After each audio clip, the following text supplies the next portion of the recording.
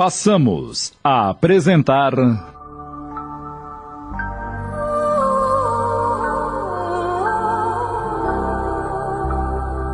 Renúncia, minissérie de Tony de França em 20 capítulos da obra psicografada por Chico Xavier, ditada pelo Espírito Emmanuel.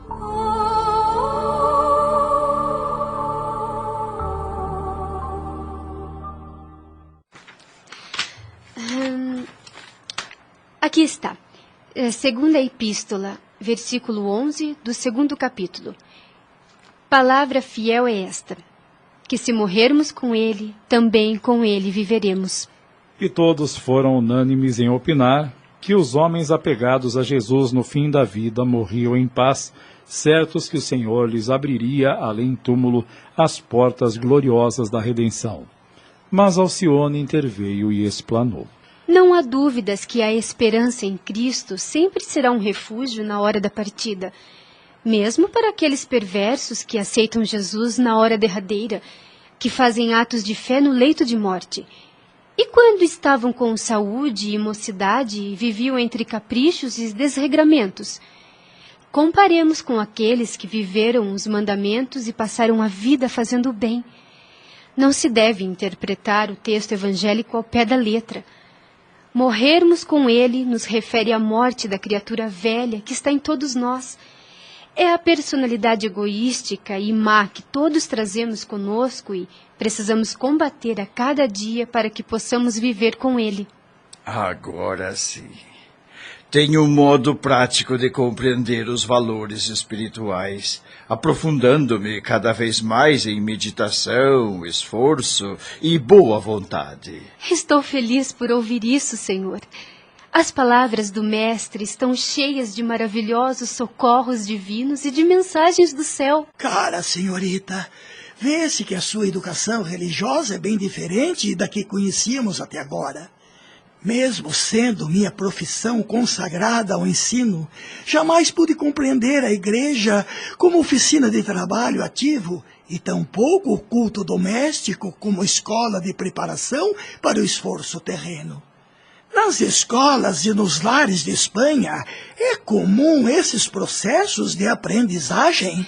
Estes ensinos me foram passados pelo meu tutor em Ávila, nas reuniões familiares e não é comum na pátria de minha mãe.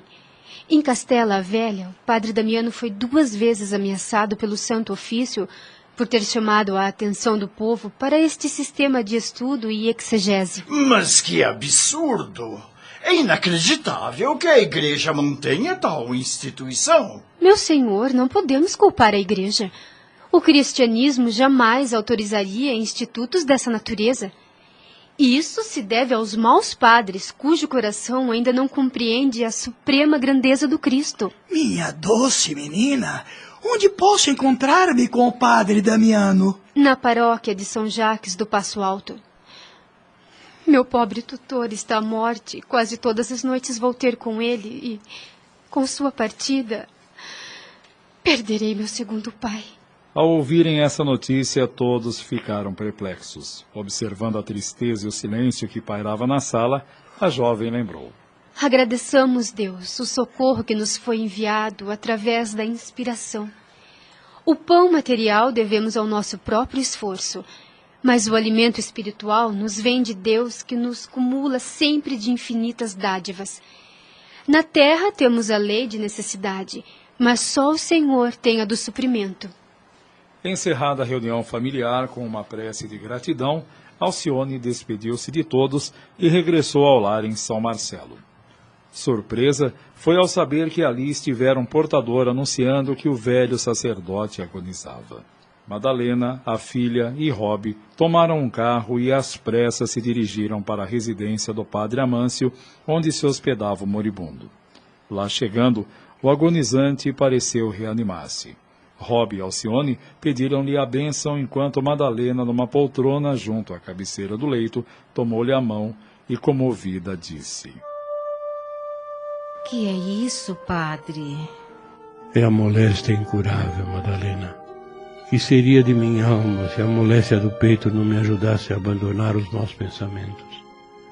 Eu que não chorava há anos, agora tenho o benefício das lágrimas. Ensinei muito no púlpito, mas o leito me reserva lições maiores que as dos livros. Madalena não pôde reter as lágrimas que lhe rolavam dos olhos diante de tais relatos. E o moribundo prosseguiu pausadamente. Este leito silencioso trouxe-me recordações de júbilo e de dores do passado distante. Nunca me adaptei a esta vida de Paris. Só tenho vivido quase sempre das velhas lembranças de Espanha. Que vida tranquila tínhamos em Ávila, dos fraternos da igreja de São Vicente. Mas estou certo, Madalena, de que a vida não acaba com o corpo, pois Deus reunirá em outro lugar, onde não há prantos nem morte. Ainda hoje, depois da última hemorragia, vi o vulto de minha mãe a consolar-me. Também crianças falecidas há tempos, lá da nossa igreja antiga de Castela, vieram ver-me e me abraçaram com carinho. Não penses assim. Lembrai-vos que precisamos do vosso amparo paternal. Recordai nossa viagem à América. Nesse momento, ele dirigiu o olhar para a jovem Alcione, como advertindo-a de como proceder, e disse: Minha filhinha, pede a Deus pela minha saúde espiritual, porque a do corpo já não é possível restaurar. A morte não é uma separação eterna. Quanto à viagem ao novo continente, não te preocupes, pois Alcione e Robi são ainda jovens e poderás ser muito feliz aqui mesmo junto deles. Tens razão, padre. Também estou atrelada ao leito e minhas pernas paralíticas nunca me permitirão tão longa viagem.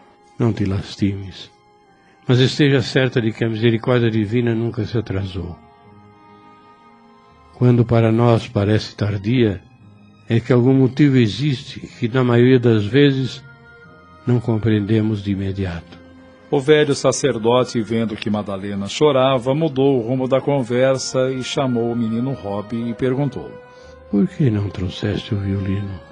Porque Alcione disse que o senhor estava muito doente. Por isso mesmo, filho, preciso mais de te ouvir. O que desejais ouvir, padre? Ah, minha filha, se possível for a ladainha da Nossa Senhora que cantasse na primeira missa de Carlos, recordaremos os momentos felizes lá da igreja de São Vicente. Lembras?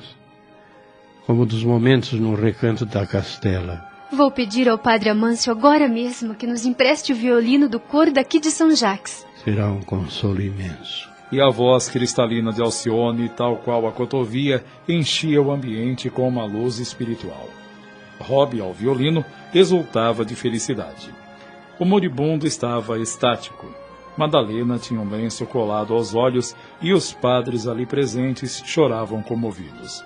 Ao fim da melodiosa ladainha, o agonizante balbuciou a Alcione: Deus te abençoe por esta alegria, filha. Te peço por tua mãe. Faze a ela tudo o que possas pela sua paz espiritual. E se algum dia qualquer necessidade mais forte, uma dificuldade mais premente, lembra-te de Carlos, minha filha. Não estás sozinha no mundo. Deves considerá-lo como teu irmão. Padre, eu sempre me lembrarei de Carlos. Agora descanse um pouco, que rapidamente vou levar minha mãe e Robi de volta a casa. Mas em pouco tempo volto para ficar convosco.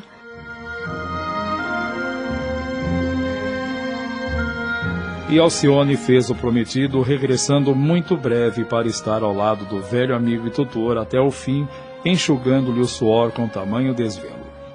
Quando a aurora boreal se fazia anunciar, o velho Damiano verteu a última lágrima e entregou a alma ao Criador. Alcione, preocupada com sua ausência no trabalho na mansão dos Davenport, enviou um emissário até lá, comunicando o desenlace do padre Damiano. Não tardou, e o velho Jacques e Cirilo vieram prestar homenagem ao morto. Cirilo, vendo o abatimento da jovem governanta de sua filha Beatriz, fez questão de pagar todas as despesas com o funeral do tutor de Alcione. Ela ficou por muito tempo na silenciosa mansão dos mortos, retornando ao lar à noite, ainda cheia de amargura.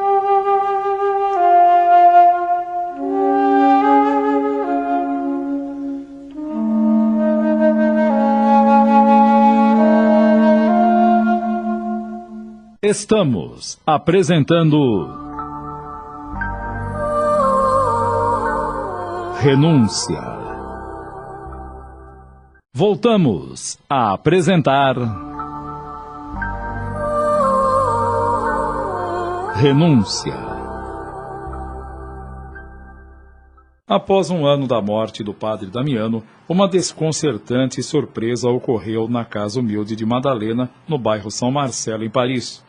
Carlos Clenaghan, tendo definitivamente abandonado a batina e sem nunca ter esquecido a amada Alcione, procurou-a para desposar aquela que lhe faria feliz, construindo um lar e filhos. Cheio de esperanças, o ex-padre agora erguia castelos maravilhosos em sua mente exaltada.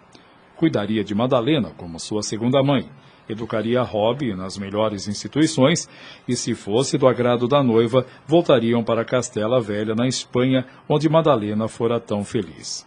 Com o coração palpitando descompassado, bateu à porta.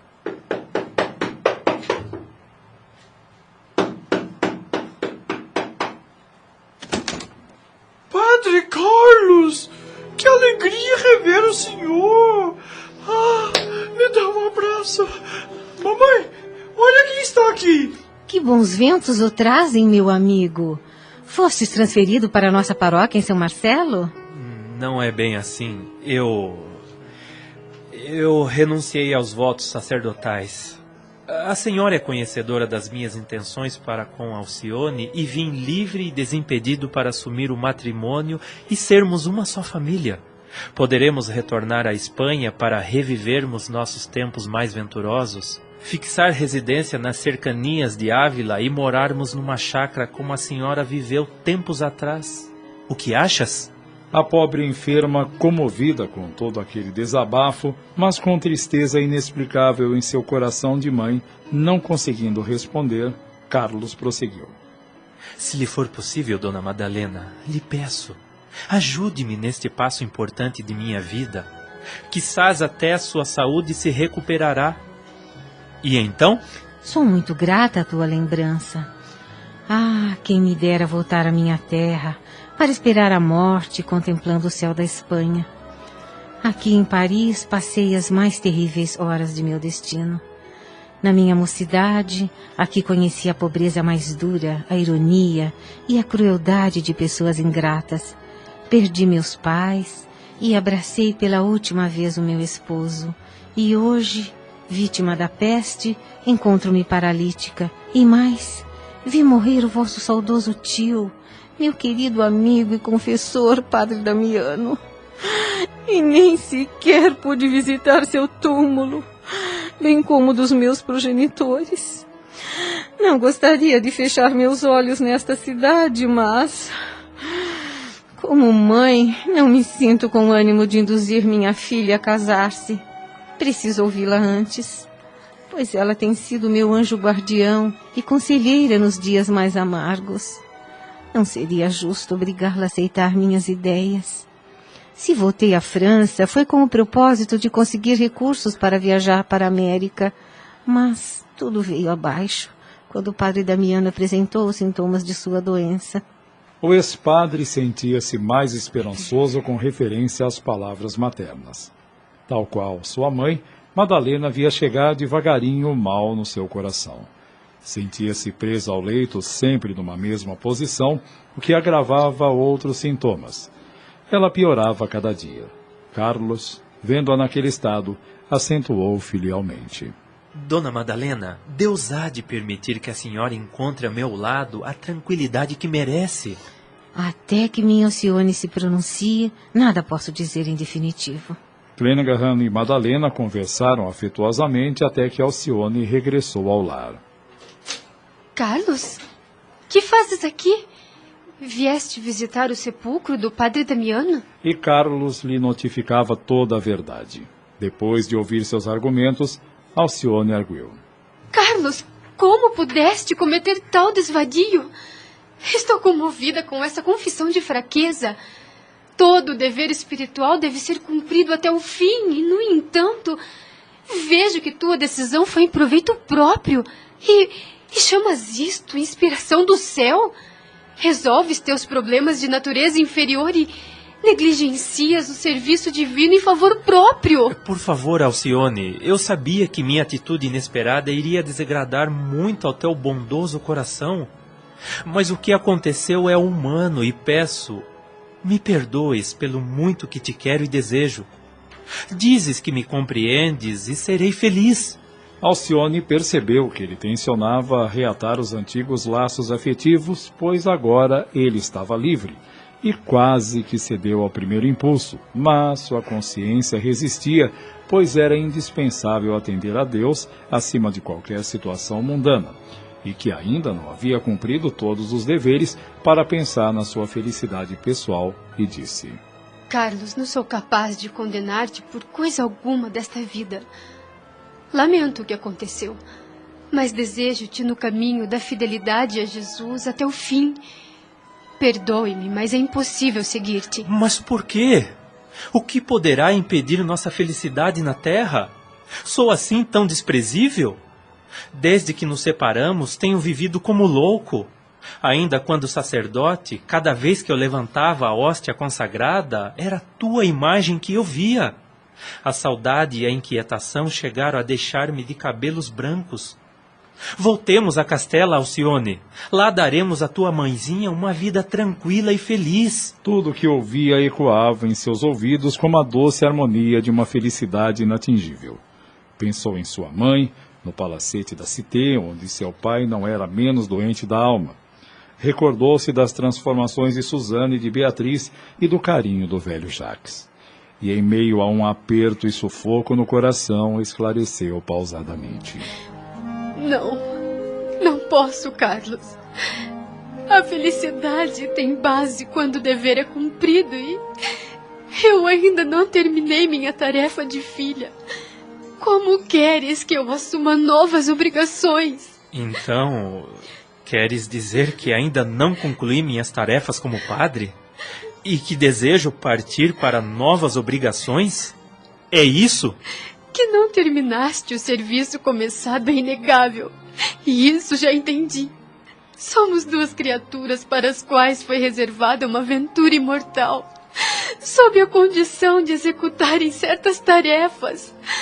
Tu não concluíste a tua.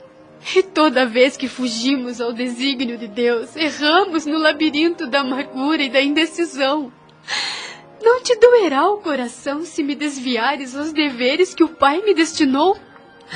Tuas colocações são deveras supremas e curvo-me diante delas, mas podes crer que não abandonei a batina tão só pelos desejos humanos. Tenho fraquezas, mas também tenho coração. O que te prendes aqui em Paris se estás sobrecarregada de trabalhos mortificantes? Tua mãe presa ao leito de dor e tu ausente o dia todo? Robe necessitando de educação? Pense, Alcione, não seria mais coerente atenderes aos meus apelos? Será que Jesus nos negaria a bênção a propósitos tão elevados? Medita na tranquilidade de tua mãe que está definhando a olhos vistos.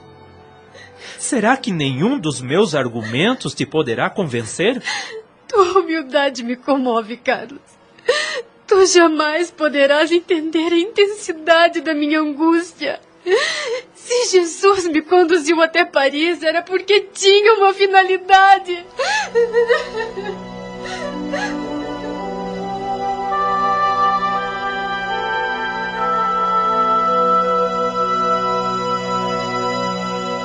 Ela não podia ainda revelar seu segredo.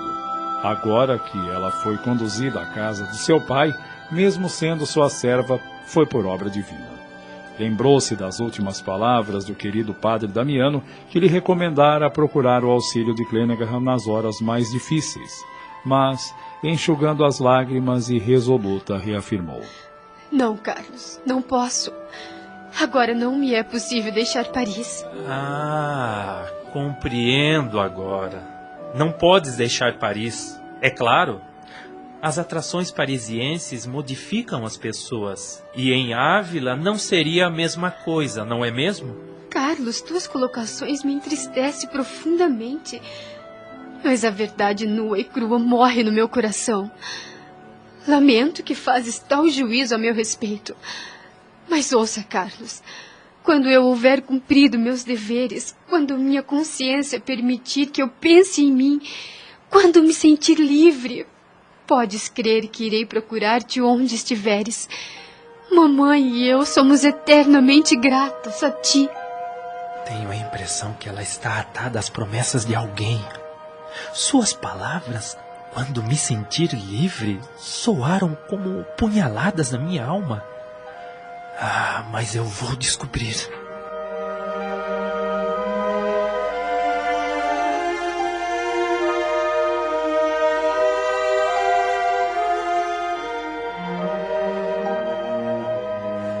Carlos despediu-se e regressou ao hotel amargurado. No dia seguinte, pela manhã, Alcione saiu de casa, como todos os dias, a fim de esperar o carro do Sr. Davenport numa pequena praça próxima do lar Villamil. Sem que ela percebesse, um outro carro a seguia discretamente. Era Carlos.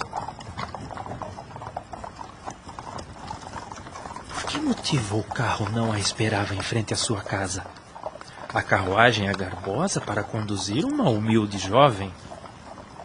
Vou continuar seguindo até que chegue ao seu destino.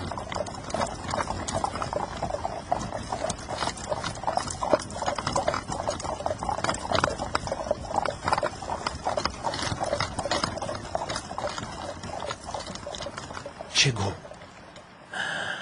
Mas que linda mansão! E quem será aquele homem que a conduz pelo braço, pelo jardim? Ah, bem que eu desconfiava.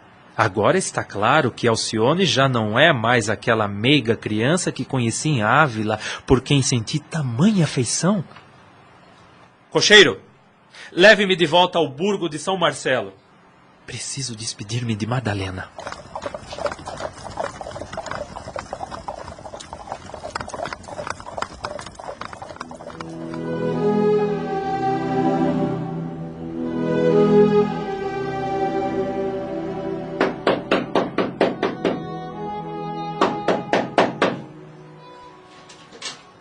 Preciso falar com Dona Madalena.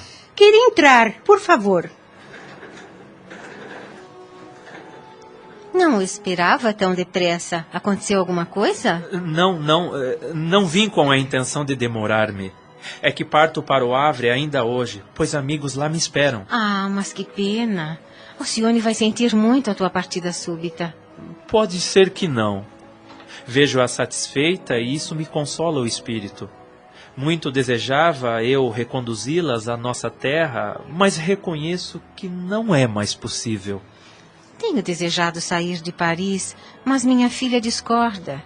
E eu creio que ela tem suas razões. Mas que razões seriam essas? Acredito que o médico não aconselha tomar essa medida, pois tenho apresentado graves sintomas cardíacos. Talvez a Alcione queira me poupar. Pode ser, mas... Dona Madalena, me diga. Alcione é bem tratada na casa onde trabalha? Com certeza. Desde o dia em que ela se empregou, nunca mais sofremos necessidades em casa. Bem como tivemos a alegria de saber que nada faltou ao nosso velho amigo Damiano. A senhora está bem informada a respeito dessa família que a contratou? A senhora já os visitou? Acabamos de apresentar...